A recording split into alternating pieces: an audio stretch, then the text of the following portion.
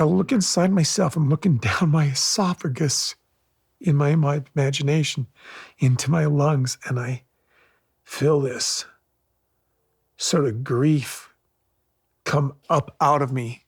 Hi and welcome back to my channel. Good news to all of you is that the producers from TLC's Sister Wives did not present footage of the Nevada National Guard's memorial and ceremony honoring Garrison Brown. God bless that TLC was present entirely at the event. There are photos of the cameraman Tim attending all of it.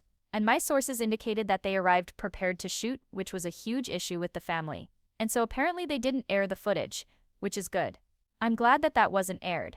But the story of Kody wanting to be the grieving father, a man who is losing his son, totally took center stage in this episode. Actually, they went on the pilgrimage that was the Wyoming trip in order to bury Garrison Brown. Now then, in this episode, Janelle expressed that she would like to have buried him in Wyoming and that she wasn't a person that believed in cremation. And she always thought it was faith-based, but she said, I learned that that's not a faith-based, even though it kind of is. The AUB in general does not conform with cremation, and they would like their people buried, and so that is a belief within the FLDS. I don't know about the LDS, I'm talking to the LDS and the AUB. But she explained that she consented to this burial to inter him in a cemetery alongside her mother. So they buried an urn reportedly, not a casket. Either way, this scene was extremely disjointed. Extremely disjointed, and Kody and Robyn's quote-unquote journey to Wyoming had nothing to do with Garrison whatsoever.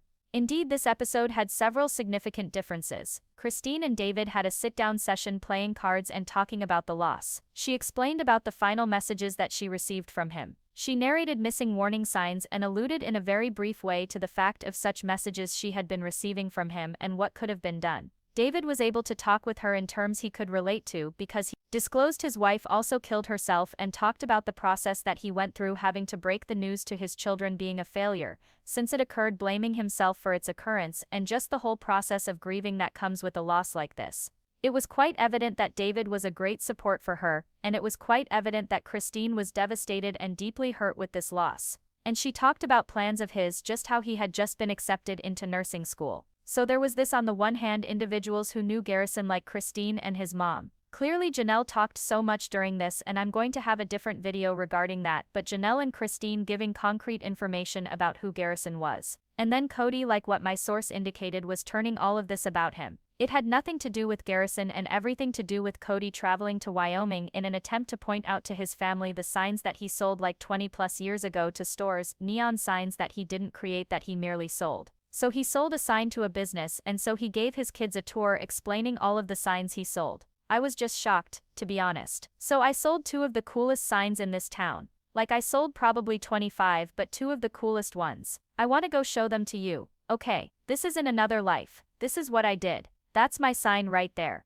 Oh, we're not viewing the neon flash. I'm fairly certain the word saddlery has red neon in front of it. Sign was constructed out of an angle iron framing. So an angle iron is a slice of metal that's bent in half. The whole section of Robyn and Kody was so strange, and it was all about Kody. It had nothing to do with Garrison. And Robyn had to keep on interrupting the talking heads to attempt to remind people why they were there for Garrison. And it was very sad during this, and it was so heartbreaking for them, and this was not a time for them to be joyful, but they were just there for Garrison. And this was something they did each year though. Each year they return, and if you need to layer and talk over and narrate what we're viewing and attempt to inform us what we're watching is other than what's on film, you're a liar. Because what they presented was them strolling around Kody while Kody commented on the horrible signs that he sold about 25 years previous. And the way those companies never renewed their signs since is crazy to me. Then Kody droning on and on and on about the signs, which nobody had any interest in clearly. Then sitting down for some type of gun show variety thing, such as a Wild West spectacle.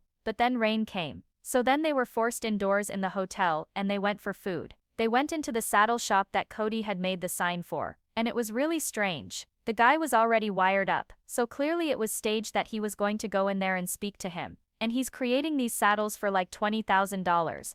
And I'm like, you have a $20,000 saddle that you're creating, but you have that sign from 2000. Wow. And I don't mean you have to necessarily like renew your signs, but neon signs actually do last as long and eventually do burn out. But really all of this did not have to be about Garrison. None of this. And what I found so odd was during this trip they somehow took the urn with them in the automobile, and Robyn says Garrison was a passenger in their car driving to Wyoming, it struck me hard in the gut because I figured you would not have had Garrison in your automobile while he was alive, and now he's riding in your automobile while he's dead, and you're sobbing about the fact that you're going on a pilgrimage with a man that you wouldn't even have in your home when he was still alive. And a lot of what Robyn was talking about was not anything related to Garrison and being upset that he was dead, but a lot of what, Kody was going to endure, and the grieving that Kody was going to have to do, and having the, proper grief mechanisms and grief, so that it's not done in the wrong way. So it's a healthy grieving. Nearly suggesting that this pilgrimage or the manner in which Kody was behaving that day wasn't healthy.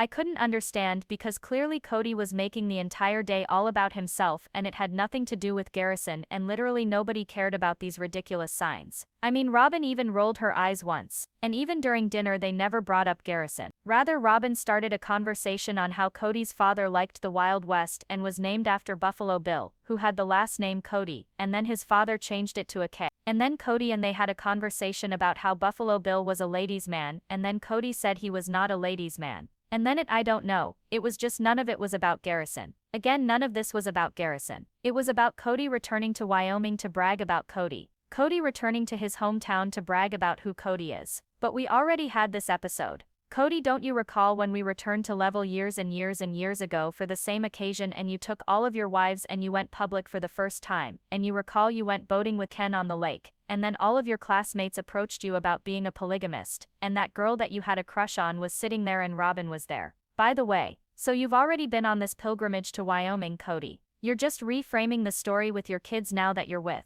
And then the other thing that I observed is that other siblings of Garrison were talking about him. So in this episode we get to hear from Addie, we heard from Savannah, and we heard from Gabriel. Okay, but even when Kody's kids with Robyn were being filmed, not one of them said a word about Garrison. Nothing. Not a single word. Not "we miss him, we're so sorry that he's gone." They didn't say anything. Nothing. He's probably extremely charming, extremely entertaining, extremely friendly, and kind of maybe a little bit of a ladies' man, I guess. I don't think I'm a ladies' man by any stretch. Just say the look. Why is that? So I'm not saying I never claimed to be a ladies' man. I was a polygamist due to religion. So for whatever they mention this strange little dialogue on Buffalo Bill being a ladies' man, and then Brianna shrugging her shoulders and mocking Kody, and then sticking her tongue out and flapping it, which most people know what that is when they do that with their tongue. I found it so strange. I was like, what are they saying? Why are they turning this discussion of Buffalo Bill into something sexual about Kody having wives and being a ladies' man? And then I also grossly realized that this whole family, they sit around and they just talk to Kody about how cool Kody is. And then Kody gets to speak about himself regarding what a stud he is, which further shows that Kody derives his value and worth from his family admiring him. You don't hear Robyn speak about her good old days, or Robyn speak about herself, or even the kids even speaking about themselves. The whole entire activity that they were engaging in, or this whole filming situation, was just so inappropriate.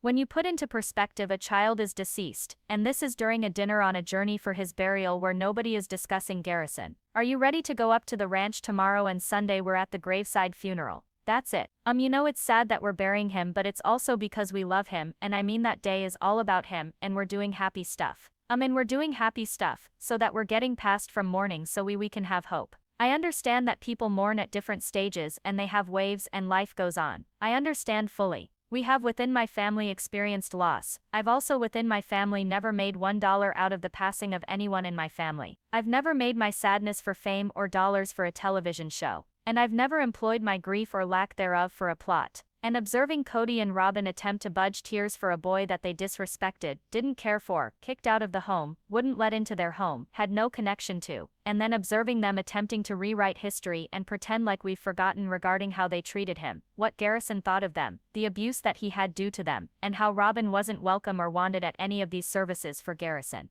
Garrison never would have wanted Robyn there ever. He has that much eye for her disdain, and for her to be like, oh, he's a passenger in my car. Oh, the graveside is going to be so sad. Oh, we love him. We're putting him to rest. We're putting him to rest. And then Kody forcing tears to come out while talking about his son and having fun because he once again, in my opinion, needs to make it clear that this whole everything we've just witnessed had absolutely nothing to do with Garrison, until that very second he says, and then on Sunday we're going to the graveyard service, and I pray to God that they don't televise the service where they put him in the ground. There are some things that don't need to be known, and that would be one of them. Garrison's poster will forever sit in my garage, and I forever will always notice it and speculate on what in the future could have been missed that would have been. And it's a game of awareness to be able to walk with sorrow in order to sweeten your blood, rather than turn it bitter. And then Kody to confess that a poster that was at the memorial of the Nevada National Guard, okay, that poster is in his garage, which goes to show further that Garrison is not welcome at Kody's place with Robyn even after his demise. I get that Kody enjoys spending time in his garage, but why would you have a memorial poster for your son, which is from his service with the military, of him in his fatigues for the military, in your garage? You have a home that's full of ugly art, very ugly art.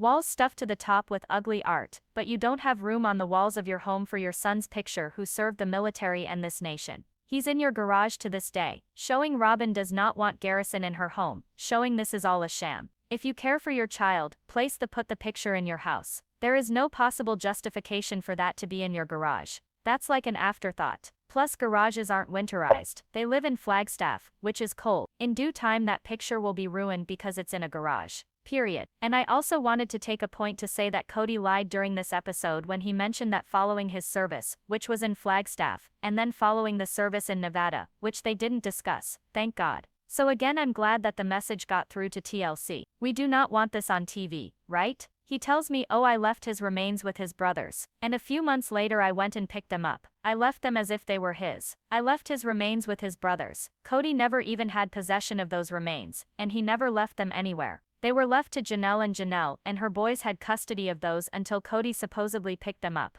Though I don't know that he was really in Kody's vehicle or not, because naturally they did not do an earn on the show, so I don't know. But to suggest that he abandoned them is to suggest that he did so as if he ever had it in the first place, which he didn't. And I know people struggle to believe that he was not on the birth certificate, but when Janelle went bankrupt in 1997, she didn't claim Kody as a father. She included herself and no one else as a parent of 6 children with no spouse, or no other parent who might have claim over these children. In order for her to include them like that, she's indicating that he has no claim over these kids. And curiously, 7 or 8 years down the line, Kody then claimed her kids on his bankruptcy against Mary, yet he's not on the birth certificate. So once more, Kody's just a fraud through and through. Whatever does happen here, this was never about Garrison. This is again demonstrating this was a narrative that Kody fabricated concerning Kody being the grieving father on a journey of losing his son in his process of grief. Thank the Lord the narrative of Robyn being the abused wife by the family made it to the cutting room floor. But Robyn's overall trope in this and her talking heads was, I need him to find, healthy ways to cope with his grief. Robyn only cared about how Kody's actions will affect her, not if she is or isn't grieving for Garrison, or how it affects her.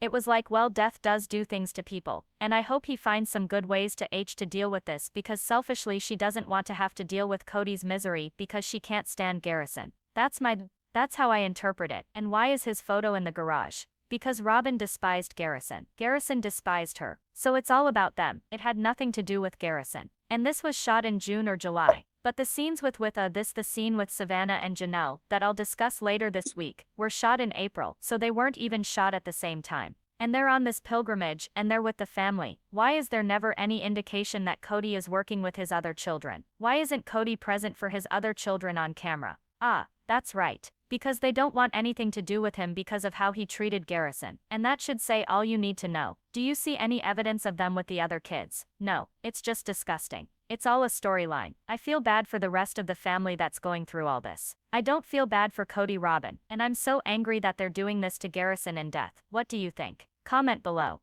Don't forget to give this video a thumbs up. Don't forget to subscribe to my channel if you haven't subscribed, and hit the bell so you never miss a video. Thanks so much for watching. Bye besties.